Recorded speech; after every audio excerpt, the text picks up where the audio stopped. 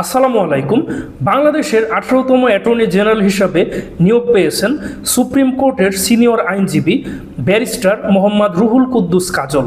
কে এই নতুন attorney general, কী তার রাজনৈতিক পরিচয়, অর্থাৎ তিনি কোন দল সমর্থন করেন এবং তারেক রহমান কেন তাকে অ্যাটর্নি জেনারেল হিসাবে দায়িত্ব দিলেন।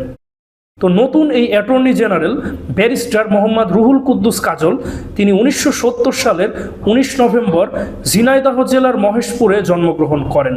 তিনি 1993 সালে ঢাকা বিশ্ববিদ্যালয় থেকে এলএলবি এবং 1994 সালে তিনি ঢাকা বিশ্ববিদ্যালয় থেকেই এলএলএম ডিগ্রি অর্জন করেন।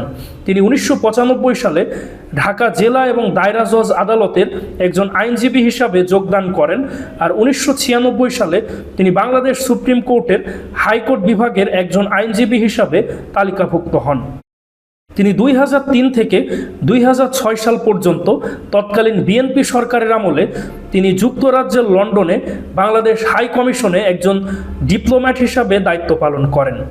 আর যুক্তরাজ্যে তিনি ডিপ্লোম্যাট হিসাবে দায়িত্ব পালন করার সময় তিনি 2005 সালে লন্ডন ইউনিভার্সিটি থেকে এলএলবি ডিগ্রি অর্জন করেন। আর পরবর্তীতে 2006 সালে তিনি লন্ডনের সিটি ইউনিভার্সিটি থেকে বার ভোকেশনাল কোর্স সম্পন্ন করেন। আর সে বছরই তিনি লন্ডনের লিঙ্কনস ইন থেকে তিনি ব্যারিস্টারি ডিগ্রি অর্জন করেন। পরবর্তীতে 2008 সালে তিনি বাংলাদেশ সুপ্রিম কোর্টের আপিল বিভাগের একজন আইনজীবী হিসাবে তালিকাভুক্ত হন। আর 2023 সালে তিনি সুপ্রিম কোর্টের সিনিয়র আইনজীবী হন।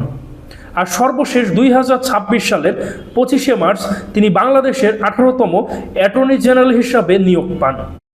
এখন আমরা জানার চেষ্টা করব নতুন এই attorney general barrister Mohammad Ruhul Kuddus Kajal তিনি কোন রাজনৈতিক দল সমর্থন করেন, অর্থাৎ তার রাজনৈতিক পরিচয় কি। তো অনেকেই হয়তো ভাবছেন যে নতুন এই অ্যাটর্নি জেনারেল তিনি হয়তো নিরপেক্ষ নির্দলীয় কোনো দল সমর্থন করেন না। তো যারা এটা ভাবছেন তারা আসলে ভুল ভাবছেন। তিনি কোনো নিরপেক্ষ বা নির্দলীয় নন।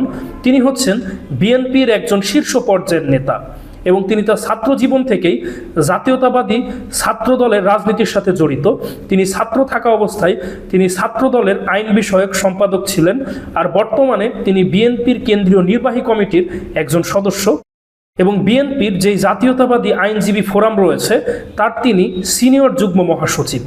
আর সর্বশেষ ত্রয়োদশ জাতীয় সংসদ নির্বাচনে বিএনপি যে নির্বাচন পরিচালনা কমিটি গঠন করেছিল, তো সেখানের যে আইন সহায়তা সেল ছিল তার প্রধান ছিলেন নতুন এই attorney general barrister Ruhul Kuddus Kajal. এবং তার নেতৃত্বেই কিন্তু বিএনপির অনেক প্রার্থীর বিরুদ্ধে যাদের দ্বৈত নাগরিকতা এবং ঋণ খেলাপির অভিযোগ ছিল তারা কিন্তু আইনি লড়াইয়ে জয়ী হন তার নেতৃত্বে এবং তারা অনেকেই কিন্তু এমপি প্রার্থী এবং অনেকে মন্ত্রীও হয়েছেন। আর বিএনপির যত আইনি লড়াই রয়েছে সে বিগত শেখ হাসিনা সরকারের আমল থেকে তিনি কিন্তু নেতৃত্ব দিয়ে থাকেন। অর্থাৎ এক কথায় বলতে গেলে তিনি বিএনপির একজন শীর্ষ পর্যায়ের নেতা এবং বিএনপির আইনি সেক্টরে তিনি সবথেকে বিশ্বস্ত একজন নেতা।